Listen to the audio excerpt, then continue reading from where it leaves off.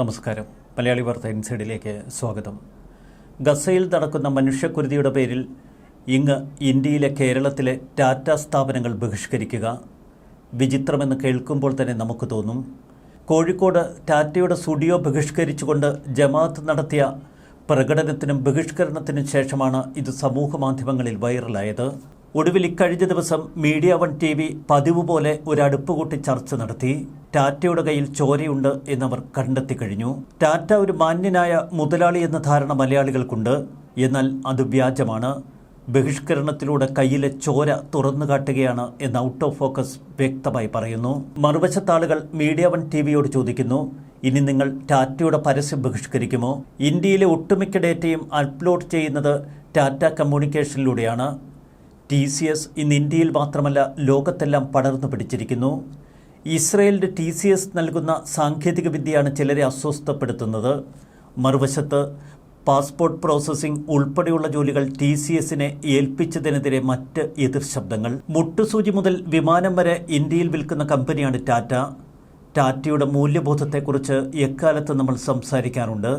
ഇപ്പോഴിതാ പെട്ടെന്ന് ടാറ്റയുടെ സ്റ്റുഡിയോ എന്ന വസ്ത്രവിൽപ്പന കമ്പനിക്കെതിരായ ഈ സമരത്തിന് പിന്നിൽ എന്താണ്? കഴിഞ്ഞ കുറേ കാലമായി ഇന്ത്യയുടെ നികുതി പിരിവ് കാര്യക്ഷമമാക്കിയിരുന്നു. അതുകൊണ്ട് തന്നെ കേന്ദ്ര സർക്കാരിൻ്റെ ബഡ്ജറ്റിലേക്ക് ഇഷ്ടം പോലെ പണം ഒഴുകിയെത്തുന്നു. GDP ഇന്ത്യയുടെ ഏറ്റവും ഉയർന്ന തലത്തിൽ എത്തി നിൽക്കുന്നു. എന്തുകൊണ്ടാണ് സ്റ്റുഡിയോയെ എതിർക്കാൻ ചിലർ രംഗത്തിറങ്ങിയത്? ഇതിന് പിന്നിൽ ചില സാമ്പത്തിക ശാസ്ത്രമുണ്ട്. സ്റ്റുഡിയോ ഷോറൂമുകളിൽ വസ്ത്രങ്ങൾക്കും അനുബന്ധ ഉൽപ്പന്നങ്ങൾക്കുമൊക്കെ താരതമ്യേന വിലക്കുറവുണ്ട്. നല്ല ചുരിദാർ 1000-ൽ താഴെ രൂപയ്ക്ക് കിട്ടും.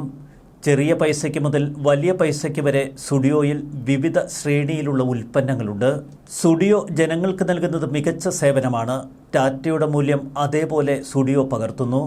ഇന്ത്യയിലെ മെട്രോ നഗരങ്ങൾ കേന്ദ്രീകരിച്ചായിരുന്നു സ്റ്റുഡിയോ തുടങ്ങിയതെങ്കിൽ ഇപ്പോൾ മീഡിയം ലോവർ ലെവൽ നഗരങ്ങളിലേക്കും അത് പടർന്നു പിടിച്ചിരിക്കുന്നു. കേരളത്തിലെ ഒട്ടുമിക്ക നഗരങ്ങളിലും ഒട്ടുമിക്ക ചെറു പട്ടണങ്ങളിലുമൊക്കെ ഇപ്പോൾ സ്റ്റുഡിയോ നമുക്ക് കാണാം. ഇതാണ് ചിലരെ അസ്വസ്ഥപ്പെടുത്തുന്നത്. സ്റ്റുഡിയോയെ സംബന്ധിച്ച് ടയർ 1, ടയർ 2 സിറ്റികളിലൊക്കെ അവർക്കിഷ്ടം പോലെ കസ്റ്റമേഴ്സിനെയും കിട്ടിത്തുടങ്ങി. ഇത് ചിലരെ ഹാലിളക്കി. നികുതി വെട്ടിപ്പ് നടത്തി കേരളത്തിൻ്റെ മുക്കിലും മൂലയിലുമൊക്കെ ചെറുകടകൾ തുടങ്ങി വസ്ത്രക്കച്ചവടം നടത്തുന്ന ചിലരുണ്ട്. അവരുടെ വയറ്റത്തടിക്കുന്ന പരിപാടിയാണ് സ്റ്റുഡിയോ നടത്തുന്നത് എന്ന് നേരത്തെ തന്നെ സമൂഹ മാധ്യമങ്ങളിൽ ചിലർ പ്രചരിപ്പിച്ചിരുന്നു. കോട്ടയം പട്ടണത്തിലേക്ക് ലുലു മാളും ലുലു മുതലാളിയും ഒക്കെ കടന്നു വന്നപ്പോൾ അവിടെയുള്ള പാവപ്പെട്ട ചെറുകിട ഇടത്തരം കച്ചവടക്കാരെ ഇത് ബാധിക്കുമെന്ന് ഞങ്ങളെപ്പോലുള്ളവർ അന്ന് വാർത്ത നൽകിയിരുന്നു. അതിനെതിരെ പ്രതിഷേധിച്ചവരൊക്കെ ഇന്ന് കോട്ടയത്തെ കച്ചവടക്കാരുടെ ഗതി കണ്ട് കണ്ണീരൊഴുക്കുകയാണ്. എന്നാൽ അന്ന് ലുലു മാളിന് പൂർണ്ണ പിന്തുണ നൽകിയവർ എന്തുകൊണ്ട് സ്റ്റുഡിയോയെ വെറുക്കുന്നു? സ്റ്റുഡിയോ വിലക്കുറവിൽ വസ്ത്രങ്ങൾ വിറ്റഴിക്കുന്നു എന്നത് മാത്രമാണ് പലരുടെയും നെറ്റി ചുളിപ്പിക്കുന്നത്. നികുതി വെട്ടിപ്പ് നടത്തി ടൗണിൻ്റെ മുക്കിലും മൂലയിലുമൊക്കെ അരങ്ങുപാടിരുന്ന വസ്ത്രവ്യാപാരികളുടെ വയറ്റത്തടിക്കുന്ന പരിപാടിയാണ് സ്റ്റുഡിയോ നടത്തുന്നത്. കാരണം സ്റ്റുഡിയോയിലെ വസ്ത്രങ്ങൾക്കുള്ള വിലക്കുറവ് തന്നെ. കൃത്യമായ നികുതി സർക്കാരിന് നൽകിക്കൊണ്ട് തന്നെയാണ് സ്റ്റുഡിയോ ഈ കച്ചവടം നടത്തുന്നതും.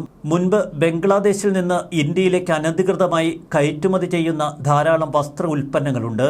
ഇന്ത്യയുടെ പല ഭാഗത്തും ഈ ബംഗ്ലാദേശി വസ്ത്രങ്ങൾ വിലക്കുറവിൽ വിറ്റിരുന്നു, പ്രത്യേകിച്ച് കേരളത്തിൽ. ഇപ്പോൾ ബംഗ്ലാദേശും ഇന്ത്യയും തമ്മിലുള്ള നയതന്ത്ര പ്രശ്നം. ഇതിനിടയിൽ കയറ്റുമതിക്കെതിരായ ചില ഉപരോധങ്ങൾ ഇന്ത്യ ഏർപ്പെടുത്തി കഴിഞ്ഞു. ഇതോടെ കള്ളക്കച്ചവടവും കള്ളക്കയറ്റുമതിയുമൊക്കെ വലിയ തോതിൽ നിന്നിരിക്കുന്നു. ഇടനിലക്കാരെ പൂർണ്ണമായി ഒഴിവാക്കി ഇന്ത്യയിലെ വസ്ത്രനിർമ്മാതാക്കളിൽ നിന്ന് നേരിട്ടാണ് സ്റ്റുഡിയോ ഉൽപ്പന്നങ്ങൾ വാങ്ങുന്നത്. ബംഗ്ലാദേശി വസ്ത്രങ്ങൾ അവർ സ്വീകരിക്കുന്നതേയില്ല. ഇതൊക്കെ ചിലരെ അസ്വസ്ഥപ്പെടുത്തുന്നുണ്ടെങ്കിൽ അത് സ്വാഭാവികം മാത്രമാണ്. ടാറ്റ ഗ്രൂപ്പും ഇസ്രയേലും തമ്മിലുള്ള ബന്ധമാണ് ചിലർക്ക് പ്രശ്നമെങ്കിൽ ഇന്ത്യൻ സർക്കാരും ഇസ്രയേലും തമ്മിലുള്ള ബന്ധത്തിൻ്റെ പേരിൽ ഇന്ത്യയെ നിങ്ങൾ ബഹിഷ്കരിക്കുമോ? പ്രതിരോധ രംഗത്ത് ഇസ്രയേലും ഇന്ത്യയും തമ്മിലുള്ള സഹകരണം എത്ര പതിറ്റാണ്ടുകളായി തുടരുന്നു. മോദി സർക്കാർ അധികാരത്തിൽ വന്നതിൽ പിന്നെ ഇന്ത്യയുടെ പ്രതിരോധ സുഹൃത്തെന്ന് നമുക്ക് തീർത്ത് പറയാൻ കഴിയും ഇസ്രയേലിനെ. ഇസ്രയേലുമായി ഒട്ടുമിക്ക ഗൾഫ് രാജ്യങ്ങളും വലിയ തോതിലുള്ള പ്രതിരോധ ഇടപാടുകൾ നടത്തുന്നു. ജോർദാനും ഈജിപ്തുമൊക്കെ ഇന്ന് ഇസ്രയേലിൻ്റെ അടുത്ത സുഹൃത്തുക്കളാണ്. അവരെ എന്തുകൊണ്ട് ഇവർ ബഹിഷ്കരിക്കുന്നില്ല? അവർക്കെതിരെ എന്തുകൊണ്ട് മുന്നറിയിപ്പുകൾ നൽകുന്നില്ല? ടാറ്റ കൺസൾട്ടൻസി നിർമ്മിക്കുന്ന ഒരു സോഫ്റ്റ്വെയർ ഉപയോഗിച്ച് ഇസ്രയേൽ ഗസ മുനമ്പിൽ അതിക്രമം നടത്തുന്നു, അവിടെയുള്ള നിരപരാധികളായ കുട്ടികളെ കൊന്നൊടുക്കുന്നു എന്നൊക്കെ പ്രചരിപ്പിക്കുന്നവർ അതിൽ എത്രമാത്രം അടിസ്ഥാനമുണ്ടെന്ന് തിരയണം. ഇത്തരമൊരു കെട്ടുകഥ ജമാഅത്തുകാർ പ്രചരിപ്പിക്കുകയും അത് ഔട്ട് ഓഫ് ഫോക്കസ് പോലുള്ള പ്രോഗ്രാമുകൾ ഏറ്റുപിടിക്കുകയും ചെയ്യുമ്പോൾ അതിനു പിന്നിലെ അജണ്ട കൃത്യമായി തിരിച്ചറിയണം. ഇത്തരമൊരു വിഷയം കുത്തിയിളക്കി പാവപ്പെട്ട സംഘടനകളെ പൊതുനിരത്തിലേക്ക് വലിച്ചിഴച്ച് ബോയ്ക്കോട്ട് തുടങ്ങിയ കടുത്ത ബഹിഷ്കരണ പരിപാടികളിലേക്ക് തങ്ങളുടെ അണികളെ കുത്തിയിളക്കി വിടുന്നു. പലസ്തീനികളോടുള്ള പ്രേമമല്ല, മറിച്ച് ഹമാസിനോടുള്ള ആരാധനയാണ് ഇവർക്കെന്ന് വ്യക്തം. ഇസ്രായേലിൽ നിന്ന് പിടിച്ചുകൊണ്ടുവന്ന ആ ബന്ദികളെ വിട്ടുകൊടുത്താൽ തീരുന്ന പ്രശ്നമല്ലേയുള്ളൂ. അങ്ങനെയെങ്കിൽ ആ ഹമാസ് സുഹൃത്തുക്കളോട് എത്രയും പെട്ടെന്ന് ഇസ്രായേൽ ബന്ദികളെ വിട്ടുകൊടുക്കാൻ നിങ്ങൾ എന്തുകൊണ്ട് ഉപദേശിക്കുന്നില്ല? ഏതാനും ആഴ്ചകൾക്ക് മുൻപ് പലസ്തീൻ ജനങ്ങൾ ഹമാസിനെതിരെ ബോയ്ക്കോട്ട് ആഹ്വാനവുമായി രംഗത്തിറങ്ങിയത് എല്ലാവരുടെയും കണ്ണുകളിൽപ്പെട്ടല്ലോ. എന്തുകൊണ്ട് കേരളത്തിലെ ഹമാസ് പ്രേമികളുടെ കണ്ണിൽ മാത്രം ഇത് പെട്ടില്ല? ഗസ മുനമ്പിൽ ഇസ്രയേൽ നടത്തുന്ന ക്രൂരതയ്ക്കെതിരെ പാശ്ചാത്യ ലോകങ്ങൾ ഉൾപ്പെടെ പലപ്പോഴും മുന്നറിയിപ്പുകൾ നൽകാറുണ്ട്. അതിൻ്റെ പേരിൽ ഒരു ബഹിഷ്കരണത്തിനും ഒരു രാജ്യത്തും ആളുകൾ ഇറങ്ങിത്തിരിച്ചിട്ടില്ല. ഏറ്റവും വിചിത്രമെന്ന് പറയട്ടെ, കേരളം പോലൊരു നാട്ടിൽ ഇത്തരം ബഹിഷ്കരണ പരിപാടികൾ ഇപ്പോൾ നടക്കുന്നത് ഇന്ത്യയിൽ ദേശീയ തലത്തിൽ വലിയ വാർത്തയായിരിക്കുകയാണ്. ഒരു കാര്യം വ്യക്തമാണ്, എല്ലാത്തിനും പിന്നിലുള്ളത് ഒരുതരം വല്ലാത്ത സാമ്പത്തിക താൽപ്പര്യം തന്നെ. കേരളത്തിലെ കള്ളക്കച്ചവടക്കാർക്ക് വേണ്ടി സ്റ്റുഡിയോ പൂട്ടിക്കാനിറങ്ങിയവർ മറ്റൊന്ന് കൃത്യമായി മനസ്സിലാക്കുക. ടാറ്റയുടെ സ്റ്റുഡിയോ ഷോറൂമുകളിൽ ഇപ്പോൾ വലിയ തിരക്കാണ്. സ്റ്റുഡിയോയിലെ വസ്ത്രങ്ങളുടെ വിലക്കുറവ് തന്നെയാണ് അവരെ അസ്വസ്ഥപ്പെടുത്തുന്നത്. പിന്നെ ഗൾഫിൽ നിന്ന് കേരളത്തിലെത്തി വലിയ മാളുകൾ തുടങ്ങിയ ഒരു കുത്തക മുതലാളി ഉണ്ടല്ലോ, എന്തുകൊണ്ട് അദ്ദേഹത്തിനെതിരെ നിങ്ങൾ ഇത്തരം ബഹിഷ്കരണവുമായി രംഗത്തിറങ്ങുന്നില്ല? സ്റ്റുഡിയോ എന്ന പേരിൽ എല്ലാ നഗരങ്ങളിലും ചെറുപട്ടണങ്ങളിലുമൊക്കെ നിറഞ്ഞു നിൽക്കുന്ന ഈ ഷോറൂമിന് പിന്നിൽ യഥാർത്ഥത്തിൽ ടാറ്റയാണ് എന്ന് തിരിച്ചറിയാൻ ഈ ബഹിഷ്കരണം കാരണമായിട്ടുണ്ട്. ടാറ്റയുടേതാണ് സ്റ്റുഡിയോ എന്ന തിരിച്ചറിവിൽ ഇപ്പോൾ ജനം സ്റ്റുഡിയോകളിലേക്ക് ഒഴുകുന്നു. വലിയ പരസ്യങ്ങളൊക്കെ നൽകി ടാറ്റയുടെ ബ്രാൻഡാണ് സ്റ്റുഡിയോ എന്നവർ പ്രഖ്യാപിച്ചിട്ടും ഉണ്ടായിരുന്നില്ല. 3 ദിവസങ്ങൾ കൂടുമ്പോൾ സ്റ്റുഡിയോ ഇന്ത്യയിൽ ഒരു പുതിയ ഷോറൂം തുറക്കുന്നുവെന്നതാണ് ഏറ്റവും ഒടുവിൽ പുറത്തിറങ്ങിയ കണക്ക്.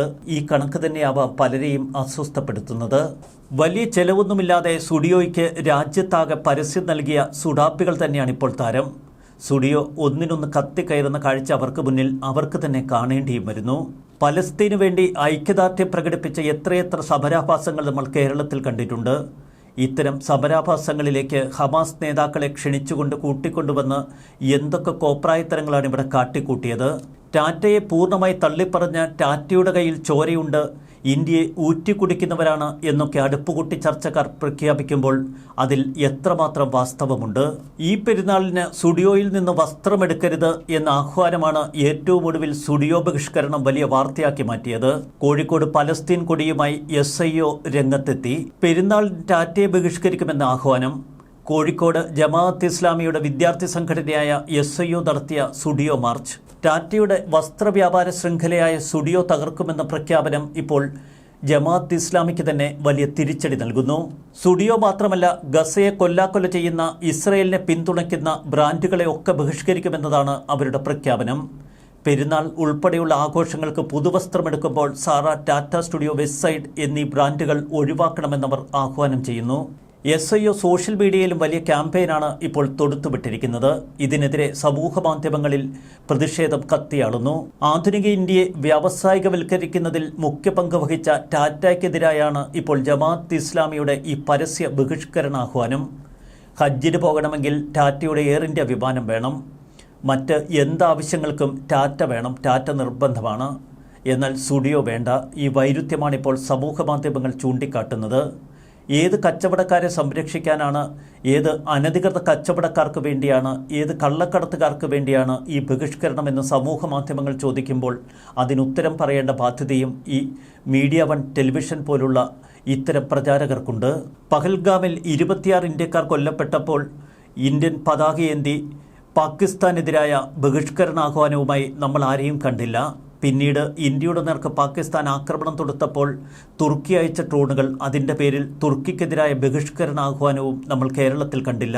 ഇന്ത്യ പാകിസ്ഥാൻ യുദ്ധവേളയിൽ ഇന്ത്യക്ക് ഐക്യദാർഢ്യം പ്രകടിപ്പിച്ചുകൊണ്ടുള്ള യാതൊരുവിധ പ്രകടനങ്ങളും നമ്മൾ കണ്ടില്ല. എന്നാൽ വൈരുദ്ധ്യമെന്ന് പറയട്ടെ, ഇപ്പോൾ സ്റ്റുഡിയോയ്ക്ക് മുന്നിൽ പലസ്തീൻ പതാകയുമേന്തി ഈ സമരാഭാസം നടത്തുമ്പോൾ അത് ഇന്ത്യക്കെതിരെ തന്നെയല്ലേ എന്ന് സ്വന്തം കൈവിരലുകൾ നെഞ്ചത്തേക്ക് തിരിയുമ്പോൾ നിങ്ങൾക്ക് തോന്നാറില്ലേ? ടാറ്റയ്ക്കെതിരായ പ്രതിഷേധം നടത്തുന്നവർ ഒരു കാര്യം മനസ്സിലാക്കുക, ഇസ്രായേൽ ഇന്ത്യക്ക് ആയുധം നൽകി നമ്മെ സഹായിക്കുന്നു. ഇസ്രയേലും ഇന്ത്യയും തമ്മിൽ പ്രതിരോധ ഇടപാടുകൾ ശക്തമാണ്. അങ്ങനെയെങ്കിൽ ഇന്ത്യ ബഹിഷ്കരണവുമായി നിങ്ങൾ രംഗത്തിറങ്ങുമോ? ന്യൂസ് ഡെസ്ക് മലയാളി വാർത്ത ഇൻസൈഡ്.